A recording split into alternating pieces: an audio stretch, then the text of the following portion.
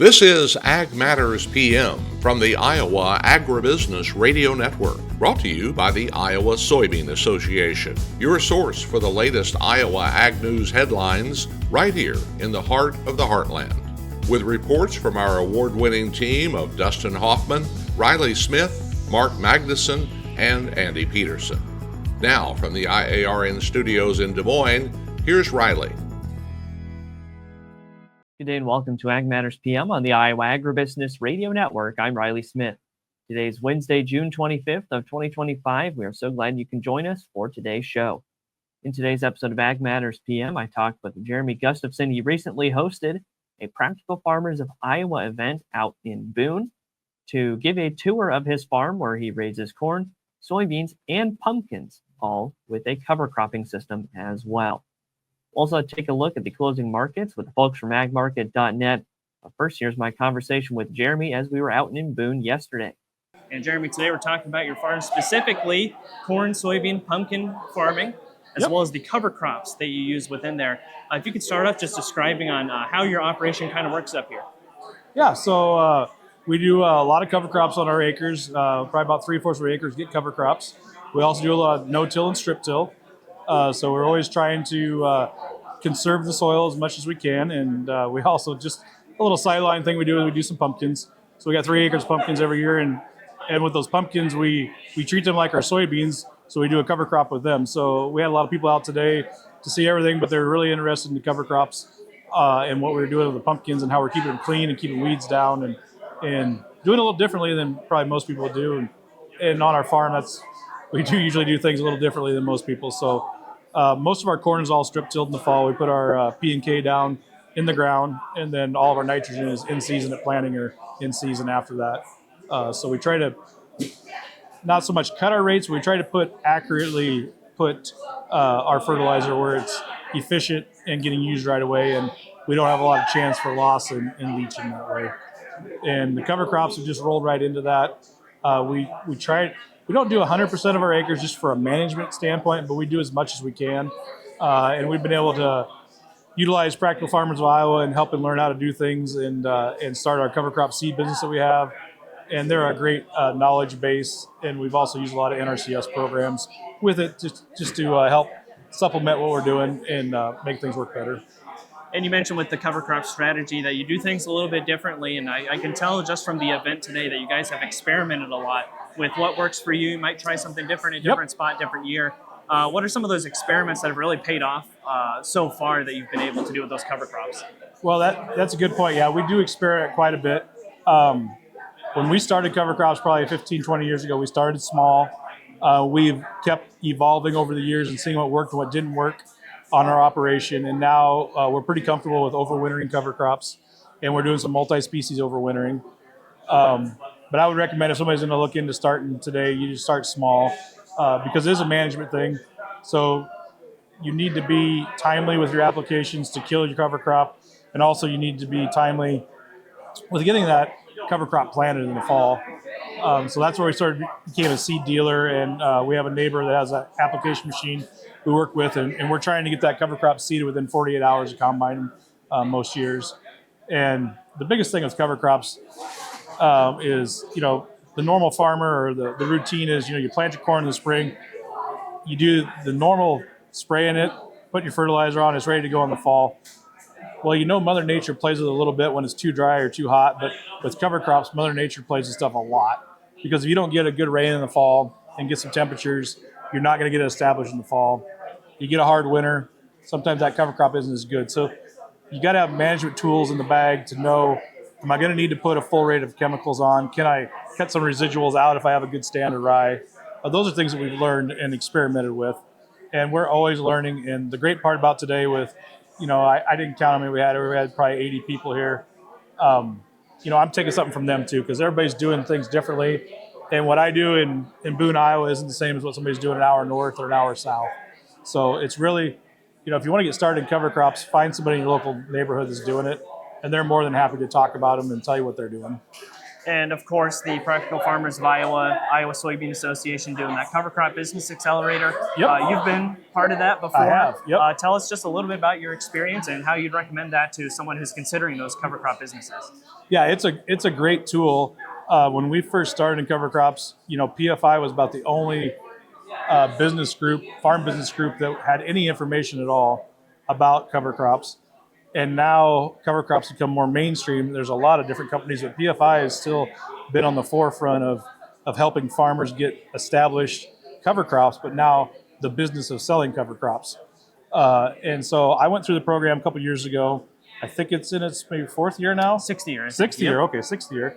So they do a really nice job of sitting you down and helping you develop your business plan, because I'll be honest, when I started selling seed, I was just like, well, I'm going to order some seed, right?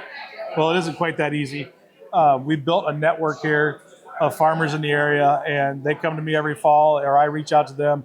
We put our game plan together, what they're looking for, what they want to get out of it, and do they want us to seed it or not? Because we sell seed to people that do their own, and we get that game plan done before harvest, so we're not just getting a phone call and said, hey, I got my 200 acres of corn off and I need it seeded tomorrow. So we sort of know that, hey, we got 400 acres in this area and 300 over here. Maybe they don't get all combined the same day, but if it's in the same week, we can put those acres together. And those are things we never thought about, just being more efficient. I'm also a sub-dealer for Iowa Cover Crop. That's been great. They've been through the program. A lot of their guys have. But that network of being able to talk to other seed dealers and find out what's working, what's not working. We've just started the last couple of years using Camelina, and it hasn't been used much until the last few years. So we're learning on that, doing a little bit more every year, figuring out how long can we let those covers grow, when we need to terminate them. And every year is a little different. So we've noticed this year, with just as cold as it was this spring, our beans are a little behind where we want them to be right now, but they're going to catch up. And, come these hot June and July days, they're probably going to pass the other ones, just from the matter that it's cooler in that soil with the cover we have on it. All right, Jeremy, thanks for your time, and thanks for having us out here. Yeah, appreciate it. Thanks a lot. That again was Jeremy Gustafson. He's a member of the Practical Farmers of Iowa. We'll take a look at the closing markets next, but first, here's a word from our sponsor, the Iowa Soybean Association and the Soy Checkoff. This is Ag Matters PM. Iowa Soybean Association is driven to deliver for Iowa's 40,000 soybean farmers. We're proud to provide objective agronomic research, a helping hand with soil and water stewardship, and timely industry news powered by the Soybean Checkoff. Learn more at iasoybeans.com. It's time now for the Ag Matters PM Closing Market Summary, your source for market analysis and settlement prices from the day's trade in Chicago, courtesy of the folks at agmarket.net. Welcome back to Ag Matters PM on the Iowa Agribusiness Radio Network. And we're talking now with Jason Meyer of agmarket.net for the Closing Market Summary. Jason, it's been a pretty rocky day in the marketplace. What do we see in the grain? It kind of feels like Groundhog Day all over again. Every day the markets are going lower. The biggest news, I think, that took the market lower today, there was a private firm in Brazil that actually raised their safrinha corn production about 10 million tons. So total production, if realized, would be about 20 million tons higher than what the USDA has forecasted. And then combined with the great weather that you're seeing across the Midwest, we've had some great rains across the state of Iowa today and other areas in the Midwest as well. So ideal growing conditions and no reason to come in and buy the market right now. And of course, with the global news situation, it feels like there's a new update all the time.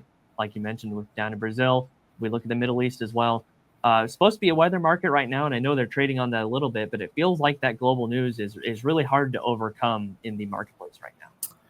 Really hard to overcome, and you thought with crude oil rallying last week on the threats of war, that could help bring the corn and the soybean markets higher.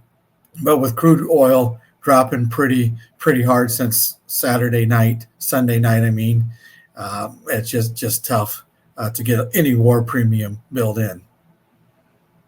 Then looking at the livestock side of things, Jason, how did cattle and hogs fare today? The cattle market continues to try to start the day higher, and as the day progresses, it seems like it gets a little bit lower. So fats are in like 3.5-week lows here. They're at some important area of support. There's a big discrepancy between where futures are and cash is. So the cattle market's really in flux right now. The bulls don't want to take us higher. The bears have a little bit of momentum, but we're finding some great support on the charts. And the cattle market or the hog market is pretty quiet. We got the quarterly hog number tomorrow.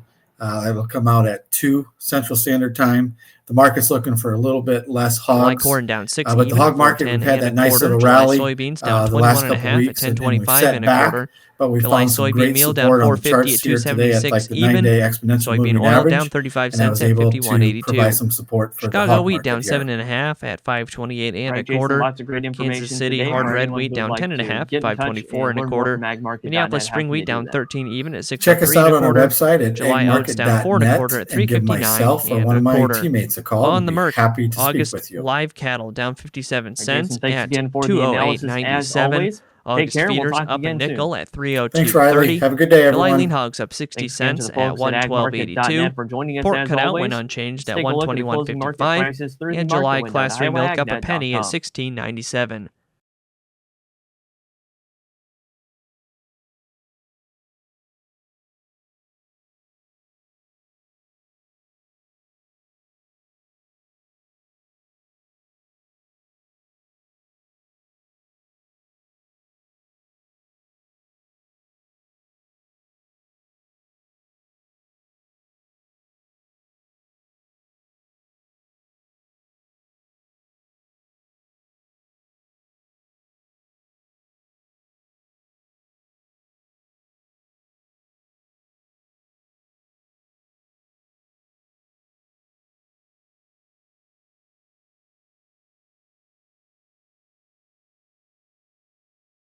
That's been a check in the markets, and that also brings us to the end of today's episode of Ag Matters PM. You can find all of our content on our website at iowaagnet.com. Also follow us on social media at Facebook, X, LinkedIn, and TikTok, and find our video content as well as previous episodes of AM PM on our YouTube channel. Make sure to subscribe and hit the notification bell to see when those videos go live. Don't forget as well our free morning, midday, and closing market podcasts, as well as the Iowa Ag Matters podcast and Pods of Potential. Find those on your favorite podcasting service at Apple, Amazon, Spotify, and Podbean. From the Iowa Agribusiness Radio Network studios in Des Moines, I'm Riley Smith. On behalf of Mark Magnuson, Andy Peterson, and Dustin Huffman, we thank you for watching. This has been Ag Matters PM.